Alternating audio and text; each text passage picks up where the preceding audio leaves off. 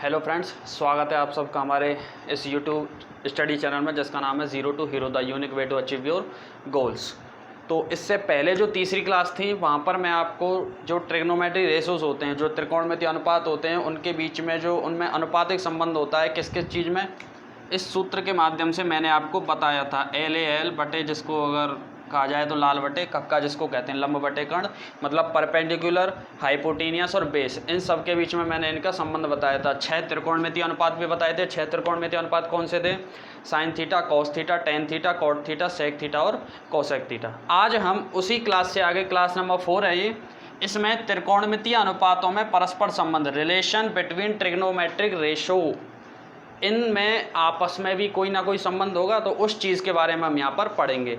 मैं first second third video में भी पहले ही बता चुका हूँ कि देखो, एक चीज़ मैंने आपको बता दी है पहले, साइन थीटा है, इसका अपोजिट मतलब ये विपरीत संबंध किसके साथ होता है? कोसेक थीटा के साथ। याद होगा आप सबको अगर आपने वो वीडियोस नहीं देखी हैं तो देख लेना। और कॉस थीटा का अपोजिट रिलेशन किससे होता है? सेक थीटा से। और टेन का किससे होता है? कॉट थीटा से। तो वही चीज़ हमें यहाँ पर चेक करनी है। अब देखो यहाँ पर इन सब ट्रिग्नोमेट्री रेशोज़ के बीच में रिलेशन क्या क्या है, वो चीज़ हमें देखनी है। तो देखो, पहला मैंने बताया था साइन थीटा का अपोजिट क्या होता है? कोसेक। तो sine theta is equal to, मैं लिख सकता हूँ 1 कोसेक थीटा, या फिर कोसेक थीटा बराबर 1 साइन थीटा, कुछ भी लिख दो। अगर मैं साइन थीटा के साथ कोसेक थीटा को इधर ले आता हूँ तो इक्वल में क्या बचेगा? 1।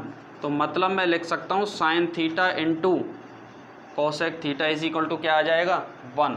ये है अपने पास फर्स्ट। सेकंड की अगर बात करें, मैंने बताया था cos theta is equal to आपके पास क्या होता है? कॉस थीटा का उल्टा क्या होता है?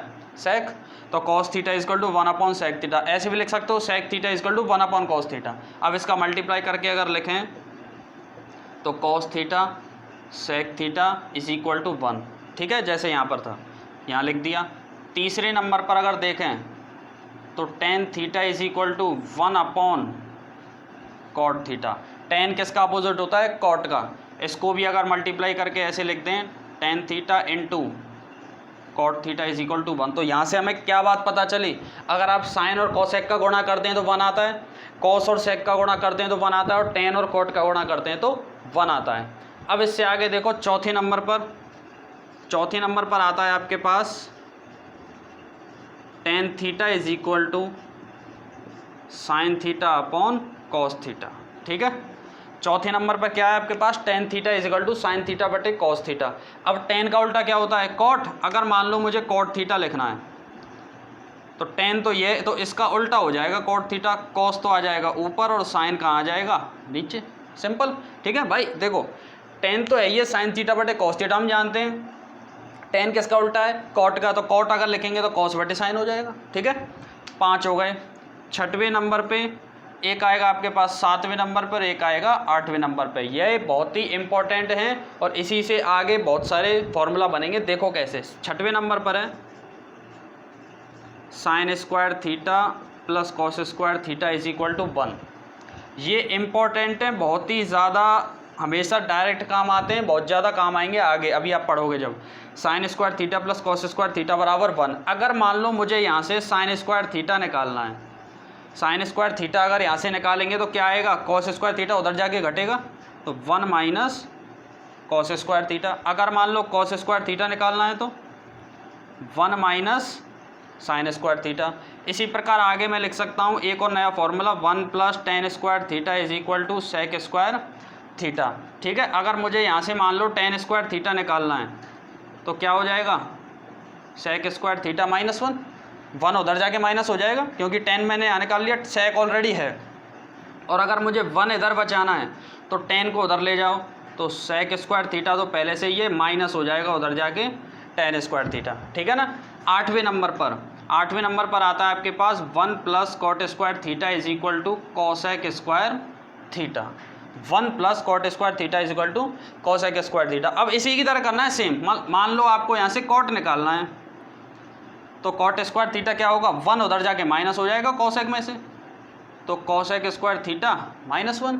अगर मान लो 1 की वैल्यू निकालनी है तो 1 तो एक तरफ रख लो, कॉट को उधर ले जाके घटा दो, cosec square theta minus cot square theta. ठीक है, तो मैंने आपको यहाँ पर ये बताए थे किस किस के रिलेशन बिटवीन ट्रिग्नोमेट्रिक रेशो। एक बार और रिपीट कर देता हूँ, ये इंपॉर्टेंट है, बस इन 3 को याद रखना, बहुत ज़्यादा काम में आते हैं ये, आएंगे तो ऊपर वाले भी, लेकिन इन्हीं से देखो नीचे हमने 2 और बना दिए, मतलब 3 सूत्र से क्या कितने बन गए, 9 बन गए। ठीक है, तो देखो क्या है, साइन थीटा 1 कोसेक, कॉस 1 सेक और टेन 1 कॉट। अब यहाँ पर टेन थीटा क्या होता है, साइन थीटा बटे कॉस थीटा, और कॉट थीटा क्या होगा, उल्टा होता है तो कॉस बटे sine. 3 important formula, sine square theta plus cos square theta बराबर 1, 1 प्लस टेन स्क्वायर थीटा बराबर सेक स्क्वायर थीटा, और 1 प्लस कॉट स्क्वायर थीटा बराबर कॉसेक स्क्वायर थीटा। तो आई होप आपको ये सारी चीज़ें बहुत ही अच्छे से समझ में आई होंगी। तो वीडियो को आपको लाइक करना है, शेयर करना है और सब्सक्राइब करना है चैनल को। ठीक है, जय हिंद, जय भारत।